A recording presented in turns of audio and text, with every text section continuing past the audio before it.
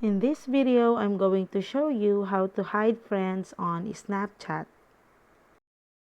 So there is two ways to do that. So the first thing you can try to hide your friends on Snapchat is by clearing your conversation. Because once you deleted your chats with them, you can't see them on your chats feed. But you can always chat them anytime. Just go ahead and search their name and start sending chats again.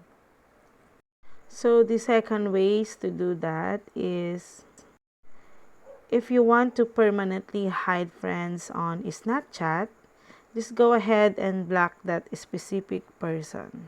So to make this option appear, just go ahead and tap and hold the names that you want to block. And then in here, you can confirm to block your friends. So you can see their names on your Snapchat. Even when you try to search them, you won't find them. So the only way to have chat with them again is to unblock them first, and then you can search and chat them again. And that's it, guys. I hope you find this video helpful.